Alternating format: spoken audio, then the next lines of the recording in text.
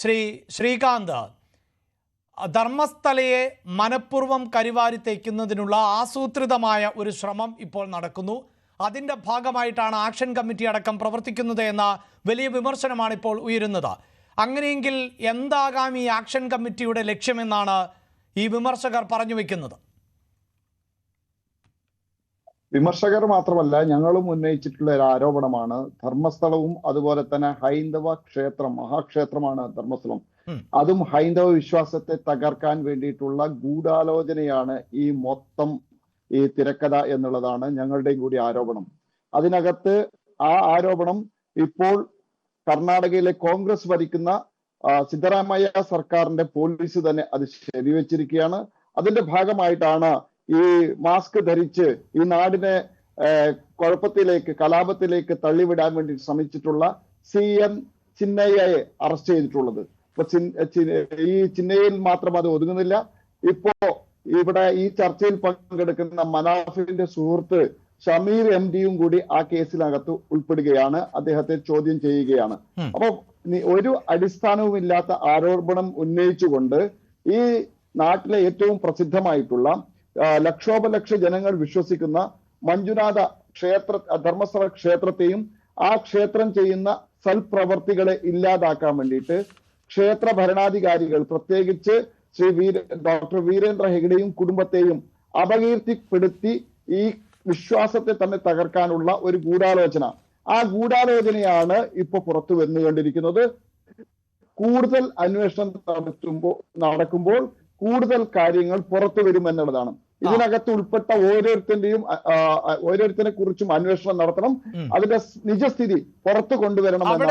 ശ്രീകാന്ത്, താങ്കൾ ഈ പറയുന്നത് പോലെ ഇപ്പോൾ താങ്കൾ മനാഫിനെ കുറിച്ചും മറ്റൊരു പേരും പരാമർശിക്കുകയുണ്ടായി. അങ്ങനെ പരാമർശിക്കുമ്പോൾ പോലും ഈ വിവരങ്ങൾ പുറത്തു വന്നതിന് ശേഷം നിരവധിയായ ആളുകൾ അവർക്ക് ധർമ്മസ്ഥലയിൽ വെച്ചുണ്ടായ തിക്താനുഭവങ്ങളടക്കം തുറന്നു പറയുന്ന സാഹചര്യം ഉണ്ടായിട്ടുണ്ട്. അതിൽ ഭൂമിയടക്കം അവിടെയുള്ള ചില ആളുകൾ തട്ടിയെടുക്കാൻ ശ്രമിച്ചത്, തൻ്റെ പിതാവിനെ കൊന്നു എന്ന വെളിപ്പെടുത്തൽ അനീഷ് എന്ന് പറയുന്ന ഒരു യുവാവ്, അത് ന്യൂസ് 18 തന്നെ മുന്നിൽ വന്നുകൊണ്ടായിരുന്നു അനീഷ് സംസാരിച്ചത്. അത്തരത്തിലുള്ള പ്രതികരണങ്ങളുമായി നിരവധി ആളുകൾ രംഗത്ത് വന്നൊരു പശ്ചാത്തലമുണ്ട്. അപ്പോൾ ഇങ്ങനെയൊരു ഗൂഢലക്ഷ്യം ഉണ്ടായെങ്കിൽ ഇവരെല്ലാം, അതും രാജ്യത്തിൻ്റെ തന്നെ പല ഭാഗങ്ങളിൽ നിന്നുള്ള ആളുകളാണല്ലോ ഇത്തരം പ്രതികരണങ്ങളുമൊക്കെയായി രംഗത്ത് വന്നത്, അവർക്കെല്ലാം ഈ ലക്ഷ്യമെന്ന് വിലയിരുത്താൻ സാധിക്കുമോ ശ്രീകാന്ത്? തീർച്ചയായിട്ടും ഈ മനാഫാണ് അനീഷ് ജോയിയുടെ പിന്നിലുള്ളത്. ഈ ഷമീർ അതിനകത്തുണ്ട്. ഇവരുടെ സ്വാധീനത്തിന് വഴങ്ങിയിട്ടാണ് അനീഷ് ജോയി എന്ന് പറയുന്ന മലയാളിയായിട്ടുള്ള തളിപ്പറമ്പുകാരനായിട്ടുള്ള ഒരാള് ഈ ആരോപണമായിട്ട് ഈ സംഭവമായിട്ട് അതിനെ കണക്ട് ചെയ്യുന്നത്. ഈ സംഭവം നടക്കുമ്പോൾ 2018 നടന്നിട്ടുള്ള ഒരു വാഹന അപകടത്തിൽ ശ്രീ അനീഷ് ജോയിയുടെ അച്ഛൻ മരിച്ചു എന്ന് പറയുന്നു. ആ കേസ് അന്വേഷിച്ചു. അതിലെ ആളെ കണ്ടെത്താനായിട്ടില്ല, പ്രതികളെ കണ്ടെത്താനായിട്ടില്ല എന്ന് പറഞ്ഞിട്ട് ആ കേസ് അവസാനിപ്പിക്കുന്നു. വർഷങ്ങൾ കഴിഞ്ഞു, അന്നേരം ഒന്നും മിണ്ടാത്തത് ഇപ്പോ ഓൾ ഓഫ് എ സഡൻ പെട്ടെന്ന് തന്നെ ഇതിനകത്ത് ഇപ്പൊ നടക്കുന്ന വിവാദങ്ങളുമായി ബന്ധപ്പെട്ടുകൊണ്ട് ധർമ്മസ്ഥലയിൽ നടക്കുന്നതെല്ലാം ഈ ക്ഷേത്രത്തോട് ചേർന്നിട്ടാണ് നടക്കുന്നത് എന്ന രീതിയിലുള്ള പ്രതീതികൾ വരുത്തിക്കൊണ്ട് അവിടെ ഈ അനീഷ് ജോയിയെ കൊണ്ട് ചില മലയാള മാധ്യമങ്ങൾക്ക് ഇന്റർവ്യൂ കൊടുക്കുകയും ആ ഇന്റർവ്യൂയുടെ തുടർന്ന് എനിക്ക് ഭയമുണ്ട് എന്ന് പറഞ്ഞ് അനീഷ് ജോയിയെ കൊണ്ട് വീണ്ടും ഒരു കള്ളക്കഥ ഉണ്ടാക്കുകയും അനീഷ് ജോയിയുമായി മനാഫ് ഈ കേരളത്തിലേക്ക് വരികയും തളിപ്പറമ്പിലേക്ക് വന്ന് ഒരു കള്ളപ്പരാതി കൊടുക്കുകയും ചെയ്തു. ഞാൻ ചോദിക്കട്ടെ, അവിടെ ഭാരതീയ ജനതാ പാർട്ടി അല്ലല്ലോ ഭരിക്കുന്നത്, അവിടെ ഭരിക്കുന്നത് കോൺഗ്രസ് അല്ലേ? ഈ മനാഫ് കോൺഗ്രസിന്റെ നേതാവിന്റെ മകനെന്നല്ലേ പറയുന്നത്, മുസ്ലിം ലീഗിന്റെ നേതാവിന്റെ മകനല്ലേ? അപ്പൊ അദ്ദേഹത്തിന്റെ സർക്കാരിൽ സ്വാധീനം ചെലുത്തിയിട്ട് ആവശ്യമായിട്ടുള്ള അന്വേഷണം നടത്താമായിരുന്നുവല്ലോ, ആവശ്യമായിട്ടുള്ള സംരക്ഷണം നടത്താമായിരുന്നുവല്ലോ. എന്തുകൊണ്ട് അത് ചെയ്യാൻ സാധിച്ചിട്ടില്ല? കോടതിയെ സമീപിക്കായിരുന്നുവല്ലോ. ഈ പറയുന്ന മാസ്ക് മാന് ഒരു അഭിഭാഷകനല്ല, ഒരു പ്രഗത്ഭരായിട്ടുള്ള അഭിഭാഷകരുടെ ഒരു ടീമുണ്ടല്ലോ ഈ ആക്ഷൻ കമ്മിറ്റി ഉണ്ടാക്കി കൊടുത്ത്.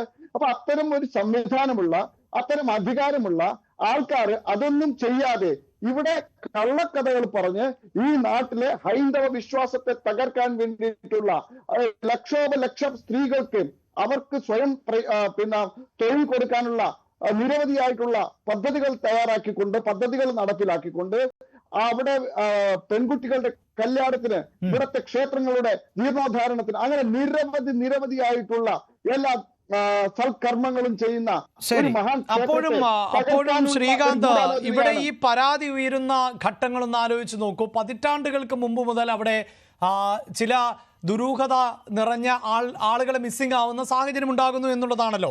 അതുമായി ബന്ധപ്പെട്ട ഒരു പരാതി ഇപ്പോഴല്ല ഉയർന്നു വന്നത്. നമുക്കറിയാം, ഈ സൗജന്യയുടെ തിരോധാനവുമായി ബന്ധപ്പെട്ട് ഒരു ആക്ഷൻ കൗൺസിൽ രൂപീകരിക്കപ്പെട്ടിട്ട് പതിറ്റാണ്ടുകളായ സാഹചര്യം ഉണ്ടാകുന്നു. അപ്പോൾ ഈ ഗൂഢാലോചന എന്ന് പറയുമ്പോൾ അങ്ങനെയെങ്കിൽ താങ്കൾ ഈ പറയുന്ന ഗൂഢാലോചന പതിറ്റാണ്ടുകൾക്ക് മുമ്പേ ആരംഭിച്ചു എന്നാണോ പറയുന്നത്?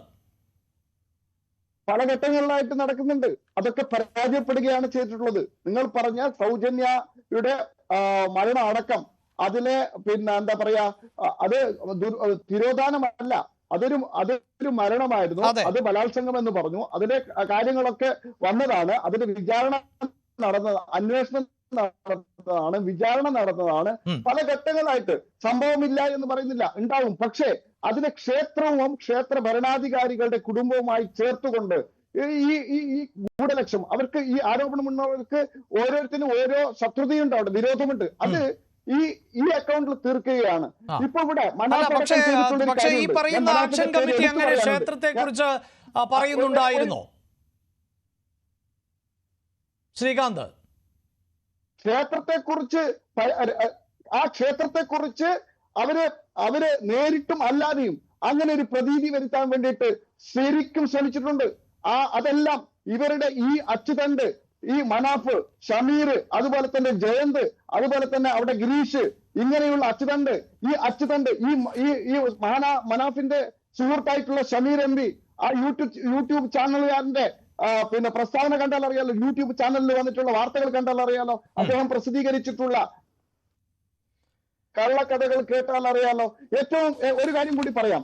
ഇവിടെ ഒരു ഇല്ലാത്ത അനന്യ ഭട്ടിനെ ഉണ്ടാക്കി. അനന്യ ഭട്ടിന് ഒരു മാതാവ് സുജാത ഭട്ടിനുണ്ടാക്കി. എന്നിട്ട് ഈ മനാഫ് അടക്കം എന്താ പറഞ്ഞിട്ടുള്ളത്? എന്റെ കസ്റ്റഡിയിലുണ്ട്, എന്റെ അണ്ടറിലുണ്ട് എന്ന് പറഞ്ഞതല്ലേ ഈ മനാഫ്. ആ സുജാത ഭട്ട് ആരാണ്? അങ്ങനെ ഒരു മകളെ അവർക്കില്ല. എന്നിട്ട് ആ സുജാത ഭട്ട് എന്താ പറഞ്ഞത്? നിങ്ങൾ പറഞ്ഞല്ലോ, ക്ഷേത്രവുമായിട്ട് എങ്ങനെ ബന്ധപ്പെട്ടിട്ടുള്ളതെന്ന്. സുജാത ഭട്ടിന് വേണ്ട ആവശ്യമായിട്ടുള്ള എല്ലാ ഉപദേശവും സംരക്ഷണവും കൊടുത്തിട്ടുള്ളത് ഈ ആക്ഷൻ കമ്മിറ്റിയാണ്. ആ ആക്ഷൻ കമ്മിറ്റിയുടെ അണ്ടറിലുള്ള നിയന്ത്രണത്തിലുള്ള സുജാത ഭട്ട് പറഞ്ഞിരിക്കുന്നത്, അവർ പരസ്യമായിട്ട് ചാനലുകൾക്ക് കൊടുത്തിട്ടുള്ള അഭിമുഖത്തിൽ പറഞ്ഞിട്ടുള്ളത്, ഇതിനൊക്കെ നേതൃത്വം കൊടുത്തിട്ടുള്ളത് ധർമ്മസ്ഥല ഭരണാധികാരികൾ ആണ്, അവരുടെ കുടുംബങ്ങളാണ്. അതുകൊണ്ട് ധർമ്മസ്ഥല ക്ഷേത്രത്തിന് കല്ലെറിയണമെന്നാണ് പറഞ്ഞിട്ടുള്ളത്. കല്ലെറിയണമെന്നാണ് സുജാത ഭട്ട് പറഞ്ഞിട്ടുള്ളത്. ഈ ആക്ഷൻ കമ്മിറ്റിയുടെ നിയന്ത്രണത്തിലുള്ള കള്ളക്കഥകളുമായിട്ട് ഈ നാട്ടിൽ കലാപമുണ്ടാക്കാൻ വേണ്ടിയിട്ട് ഇറങ്ങിപ്പുറപ്പെട്ട ഒരു വൃദ്ധ വിദ്യാഭ്യാസമുള്ളവരാണ്, അവർക്ക് കാര്യപ്രാപ്തിയുള്ളവരാണ്, കാര്യങ്ങൾ അറിയുന്നവരാണ്. അവരെ ഉപയോഗിച്ചുകൊണ്ടാണ് ആ ക്ഷേത്രത്തിനെതിരായിട്ട് നേരിട്ട് ആരോപണം ഉന്നയിച്ചിട്ടുള്ളത്. ആ ക്ഷേത്രത്തെ കല്ലെറിഞ്ഞ് തകർക്കണമെന്ന് പറഞ്ഞത് സുജാത ഭട്ടാണ്. അവരുടെ പിന്നിൽ ഈ മനാഫ് ഉൾപ്പെടെയുള്ള ആക്ഷൻ കമ്മിറ്റിയുടെ ആൾക്കാരാണ്. അത് നമ്മൾ കാണാതെ പോകരുത്. ഈ ക്ഷേത്രവുമായിട്ട് ബന്ധപ്പെട്ടിട്ട് ആരോപണങ്ങൾ ഉന്നയിച്ചിട്ടുള്ളത് ഒന്നെങ്കിൽ നേരിട്ട് ആക്ഷൻ കമ്മിറ്റി, അല്ലെങ്കിൽ ആക്ഷൻ കമ്മിറ്റിയുടെ കയ്യിലെ പാവകളായിട്ടുള്ള ആൾക്കാരാണ് എന്നുള്ളത് വളരെ വ്യക്തമാണ്. ഞാൻ താങ്കളിലേക്ക് വരാം. ശ്രീ രാഹുൽ ഈശ്വർ, അതാണ്